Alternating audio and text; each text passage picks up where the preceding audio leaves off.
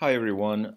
Some students asked me to solve some of the problems in the exam 4 that I gave on Wednesday. So I decided just to make a video and send it to you. So here's the first question. You have an experiment is used to create a magnetic field. So B is given 1.05 Tesla. Um, so this part is just emphasizing this field is much bigger than Earth magnetic field, so you don't need to worry about Earth magnetic field interfering with the experiment. So there are 327 turns, so the number of coils in it, and the area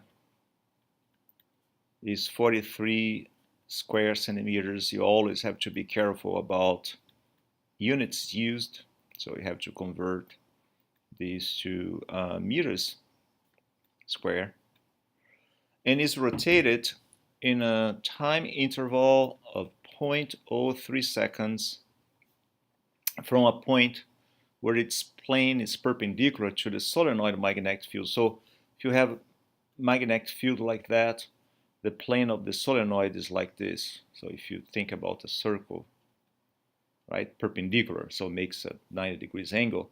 And then, in fact, it should be better to reduce this. Yeah. And then after 0.03 seconds, now you have your coil like that, which means right here, the normal vector area is kind of like that. And the normal vector area in this situation is perpendicular to B. It also means that the flux here is 0, right? And the flux here is BA, basically.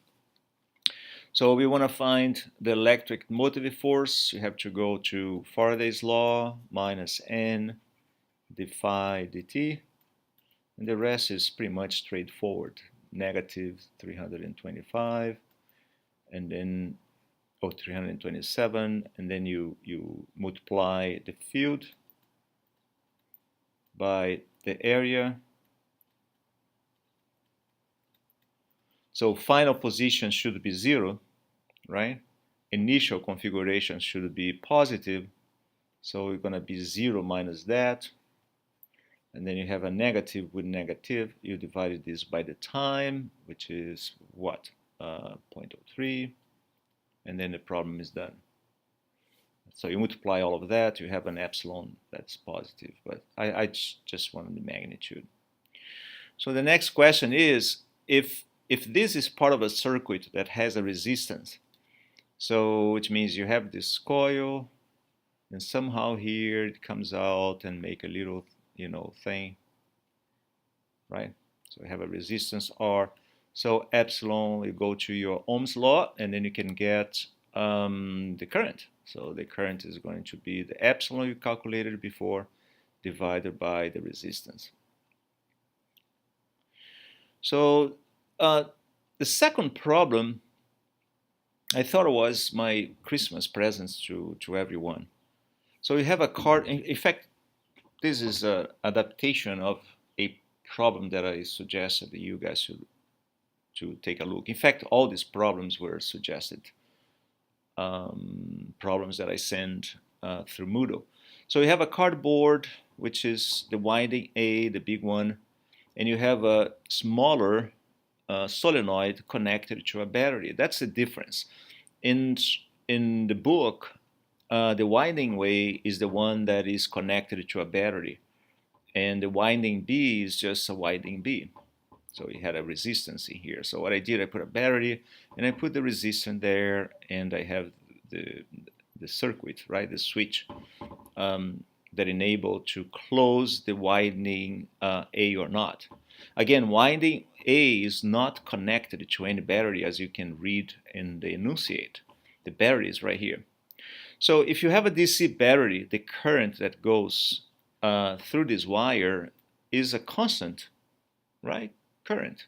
The current is always the same. and which means you have a current winding through this solenoid. Somewhere in here, you do have your you place your right thumb, and the magnetic field is something that goes inside, and then loop around, and then do the same in the other side, kind of this. So basically, the magnetic field goes in and comes out. So that's the magnetic field B.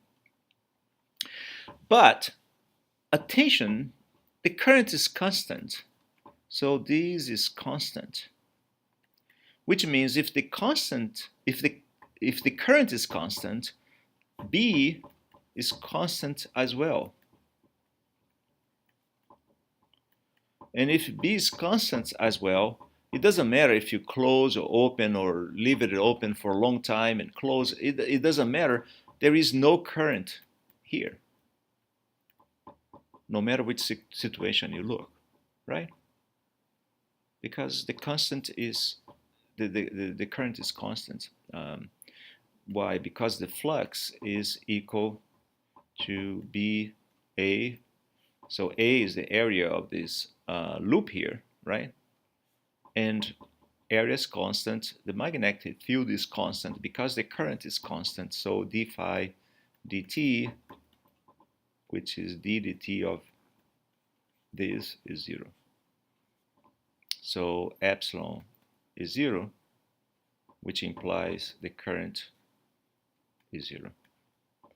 And so no current, and no current, and no current.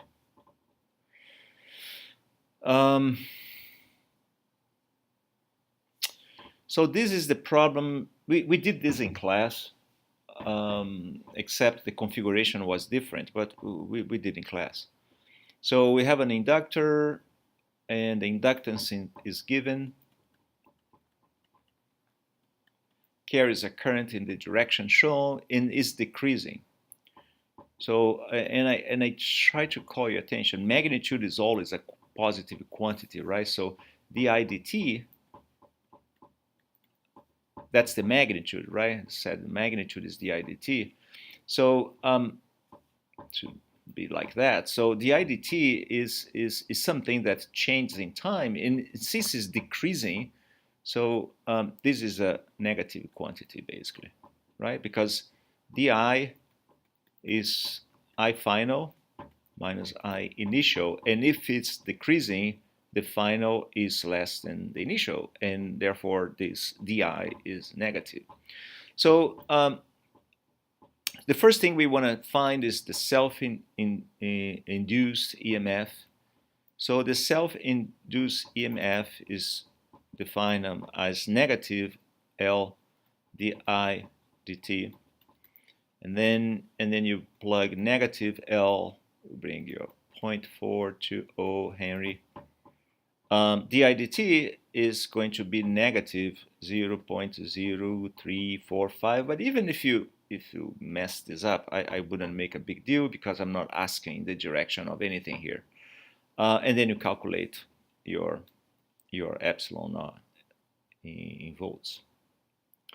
Now, which end of the inductor, A or D, is at higher potential? Explain.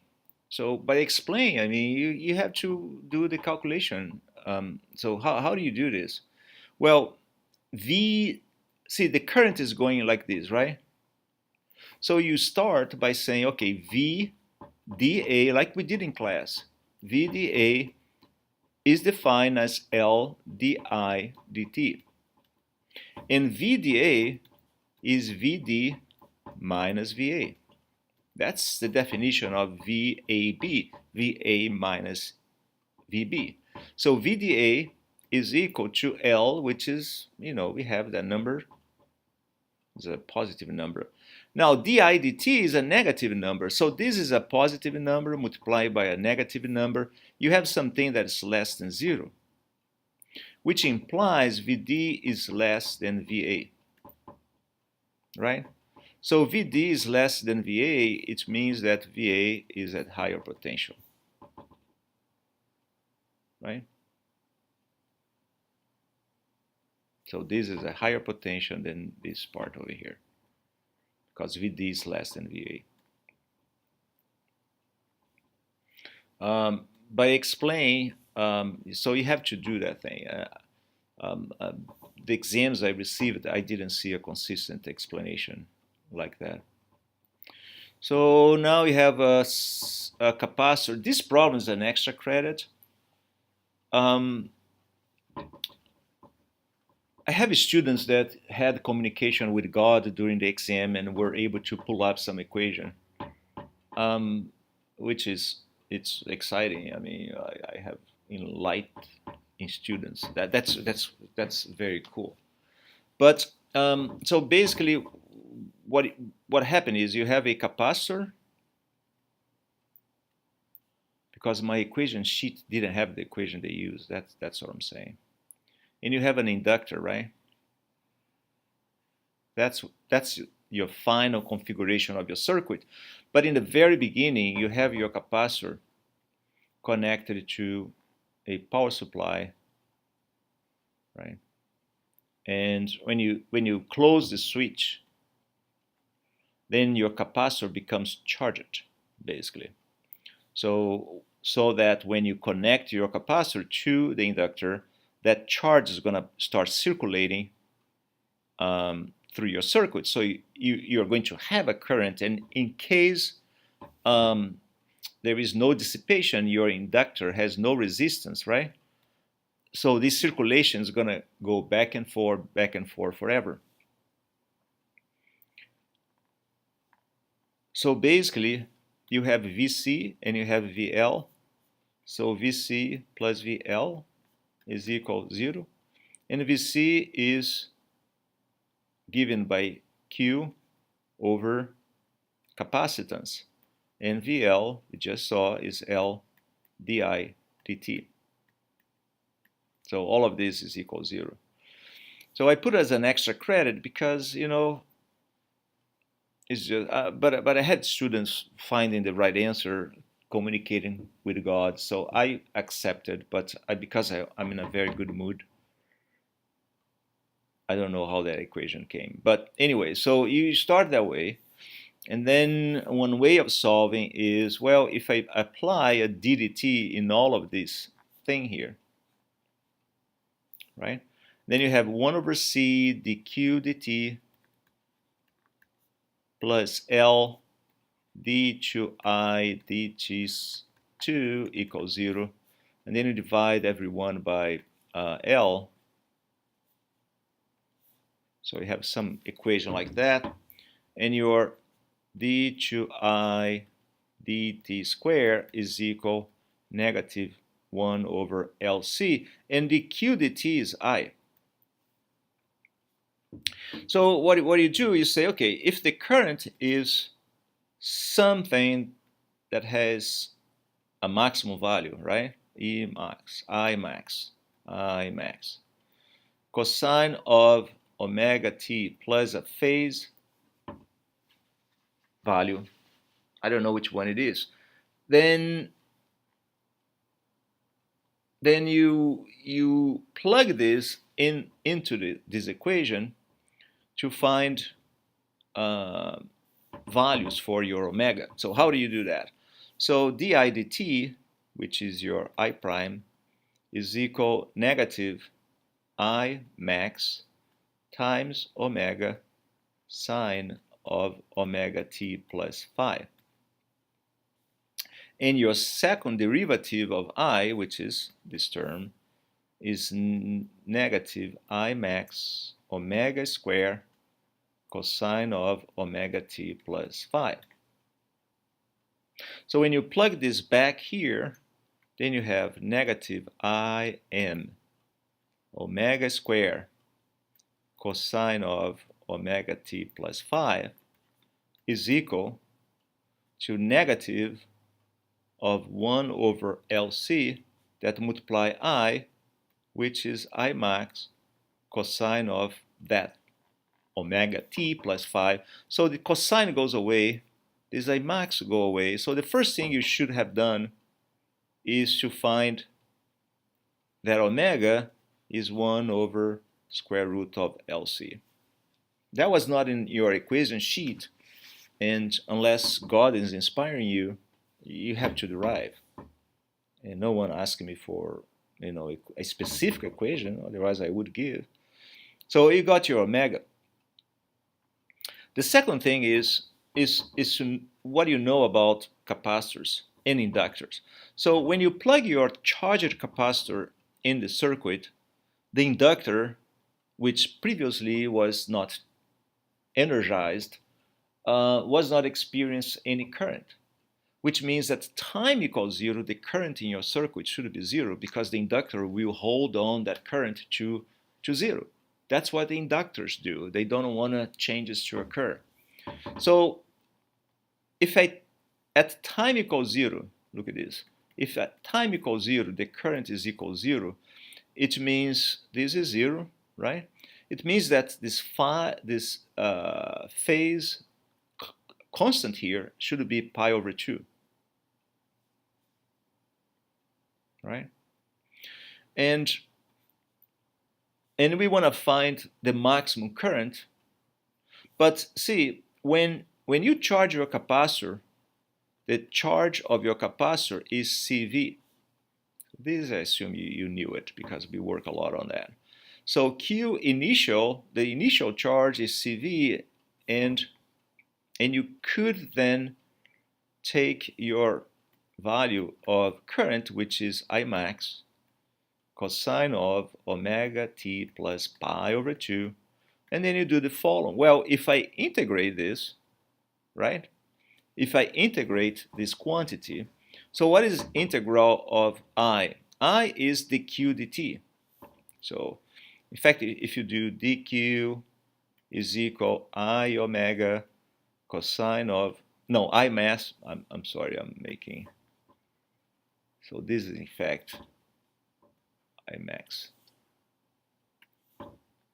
maximum value, cosine of omega t plus pi over 2 dt, right?